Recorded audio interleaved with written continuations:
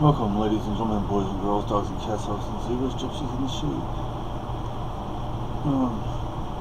My apologies about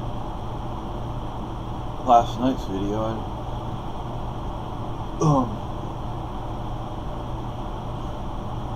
Excuse me. This medicine they had me on really make me loopy. I have to be quiet because my wife's asleep. And baby girl, thank you very much for what you said. I appreciate that. I hope people can hear me. This video is actually questions, queries. I used to be a prison pen pal, and I've started doing that again, or I'm trying to do it again. I haven't received a response from anybody yet. I've sent mostly notes. I haven't really sent a letter to anybody. Well, one person, and that's because of what that person said and how they said it. And I just felt that that person was being honest, and that person wants a better life, but that person also has never lived that life, so that person doesn't know how to live a different life. And I've tried to be encouraging to that person.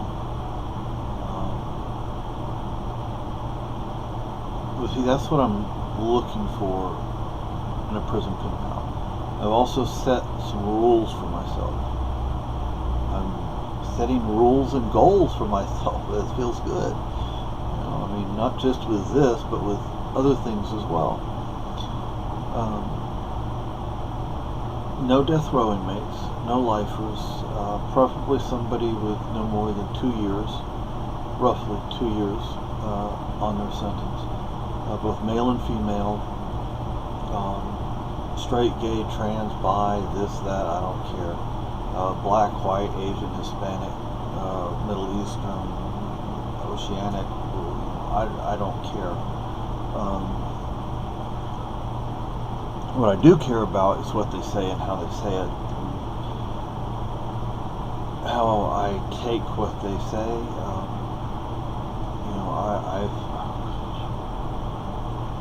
When I started going through, when I seriously started going through the list of male inmates to consider writing to, the first one that comes up, I'm like, oh my goodness, this guy is gross. I am not writing this person. So with the women, now the women and men will say some of the same things, but in very different ways. So like actually several of the women, like 2 or 3 of them that I looked at, I'm sure there's more than that, the ones the profiles I've looked at, and one was like, well, I'm an exotic, or I was an exotic dancer, and I enjoy that. Hey, you want to have some fun? No, I'm not writing. Okay, no, thank you. One was in her 50s, and she spent her life in the porn industry, and she also was like, she said she enjoys that lifestyle, and I'm like, well, I'm not going to write to you. I'm sure there are plenty of guys and women who will, but it's not going to be me. I don't have anything against porn necessarily. I'm just saying I don't want to correspond with someone who is looking for that kind of thing. That's not what I'm interested in. I am trying to be a friend. I am trying to be helpful if possible, and being helpful is just somebody to be a friend, to listen, to help them deal with the time they have left, be encouraging, that kind of thing. But this one guy I'm not even going to repeat what he said on his profile. It was nasty. And I'm surprised that it got on his profile, because I didn't think they were supposed to do that. I didn't think they were allowed to put that on those websites. So I've found several women to write to. So I'm not looking for any more women to correspond with that are in prison. I am looking for a group of men to correspond with, preferably roughly my age group, but middle age and older. But I'm by no means restricting myself to that. You can be 19 or 20 years old and I'll write to you. Okay? It's just writing to somebody in my age group. I think we would have more in common. We would have more things to share with each other. Would have, even though our life experiences may be very dissimilar,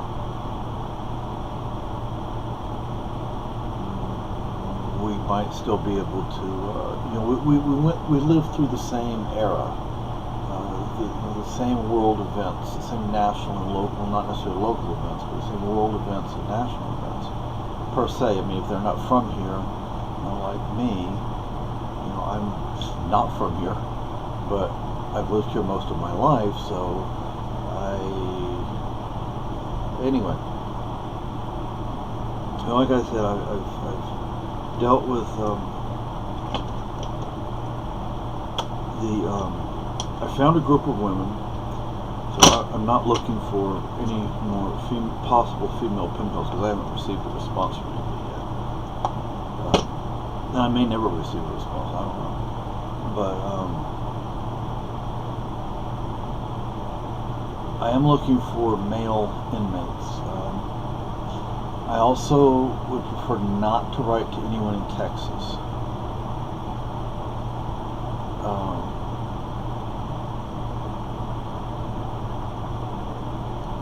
I just have my reasons for that. I would be uncomfortable doing that, and there are issues I'm not going to get into when it comes to that. It'd be nice to write to somebody in New Hampshire or Maine, maybe Vermont, maybe Mass, but New Hampshire or Maine would be nice.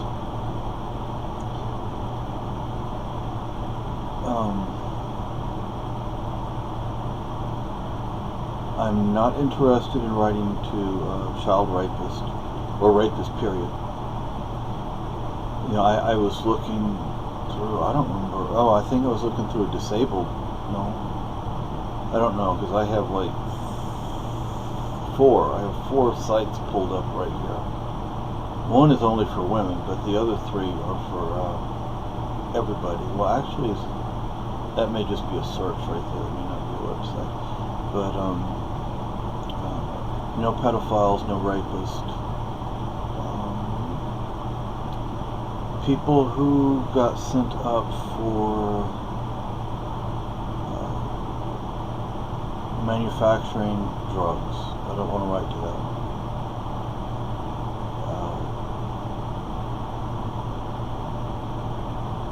And also, I need to look at their profile. I need to read it. I need to get a feel for this person because, I used to be a pen pal, a prison pen pal, and a death row pen pal. And the emotions of corresponding with somebody on the row is very, very difficult, especially once they're killed, they're murdered. It's hard. You become friends with these people, and all of a sudden they're not there anymore. Or all of a sudden they're dead, but you get a letter from them. It's really freaky. Anyway, so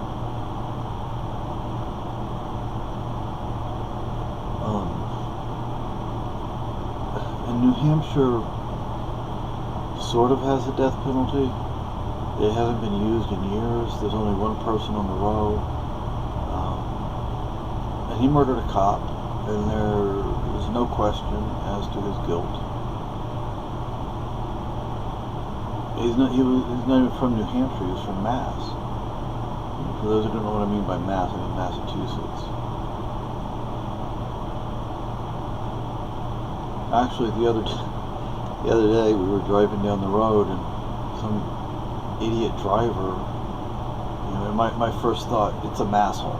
But it wasn't somebody from Massachusetts, it was somebody from here in New Hampshire. So, no, we have fun. When people up here, at least for me and my wife, when we call somebody a masshole, it's not necessarily to be mean. It's just, it's a slang term that people in New Hampshire have, and it just has to do with the way people in Massachusetts drive when they come here. That's it. Just because you're from Mass or you live there doesn't mean there's anything wrong with you. You're just a person like everybody else. But a lot of people from Massachusetts come here to New Hampshire and they drive like bats out of hell. But I actually understand why. Because there's so many laws and rules and regulations and restrictions on people in Massachusetts. They get to New Hampshire where they feel free and they just want to live that free life. But anyway, so yeah, male inmates, it would be nice to write to a disabled male inmate and even a disabled female inmate. I'd be willing to write, I'd be willing to add an additional female prisoner to my list if she's disabled. It would be really nice to find a male inmate in my age group in New Hampshire or Maine, preferably, but anywhere in the United States. With a disability would be nice. I'd say mid-40s on up. I'm older than my mid-40s, to say the least. But mid-40s on up. The person doesn't have to be disabled, but it'd be nice to have something to kind of share and learn and teach each other. Like, so your disability is X, Y. Mine is V and W, and well, how do you handle it? Here's how I handle this, and here's my idea, here's my suggestion, what's your suggestions, what's life like for you, and so we can share, we can maybe help each other. My wife has said, I should be like a mentor or something like that to kids who were abused.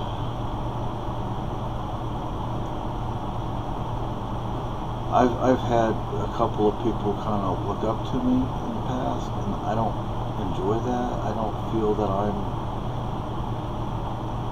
somebody to really learn from. I have a lot of foibles in my life. I'm not perfect by a long shot. I say a lot of stuff, and a lot of it's wrong. And I'm afraid of giving some really, really bad advice. There's also the issue of culture. The culture today is a lot different than when I was growing up. When I was growing up, kids got into fights, and you get into a fight on the playground, and that's that. Nowadays, they arrest kids in elementary school. They just put handcuffs on them. And frankly, sometimes, there's a bully and you need to punch him in the nose. And that's how you teach them to leave you alone, because if they don't stop, sometimes that's what you have to do. Or if somebody punches you, frankly, you need to punch them back and teach them, no, you don't do that. Well, nowadays, if you do that, you get into a heap of trouble. Well, that was one way we used to learn back in the day, was, hey, you don't do that. And if you're not going to stop on your own, and it goes on and on and on, and, you might just get punched back. Or you can't do that today. And Dr. Haidt and Dr. Peterson, they talk about this kind of thing. So, Dr. Jordan Peterson, I don't remember Dr. Haidt's first name, but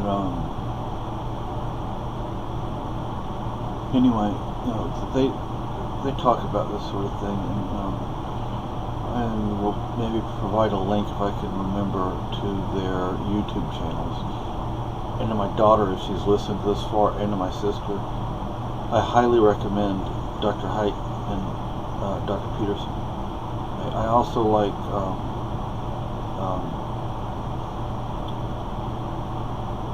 I can't remember his name. I have one or two of his books, and I can't remember his name, but I will try and provide links. Anyway, so if anybody knows of anybody on the inside that could use a pen pal, preferably male, preferably roughly 2 years or less to go. No rapists, no pedophiles, preferably no one who got sent up for like manufacture and distribution.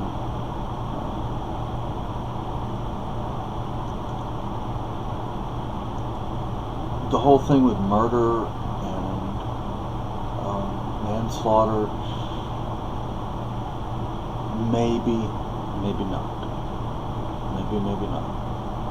Okay. It depends on the circumstances. There are people who wind up going to prison who all they did was defend themselves. They didn't do anything wrong. They defended themselves, but there was a case in Austin, Texas, where I think it was a cab driver, taxi cab driver. He pulled a gun and shot somebody and killed him. And all he was doing was defending himself. He was protecting himself. The guy was trying to rob him. But the DA at the time was extremely anti-gun and actually prosecuted the man. I think he eventually went free, but it really messed up his life for a long time. But it's sad that somebody had to die in the process.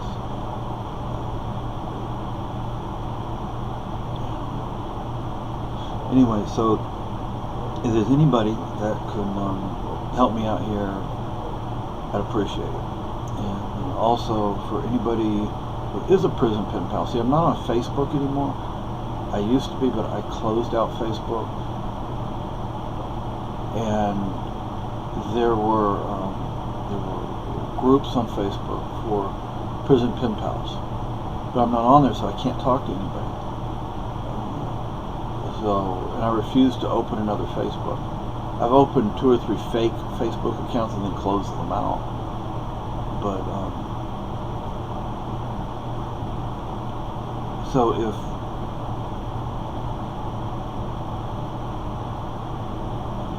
if you have any suggestions, any comments, any ideas, I am all ears.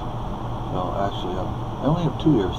Anyway, have a great day. Thank you for listening. Thank you for watching. Have a great day. Bye.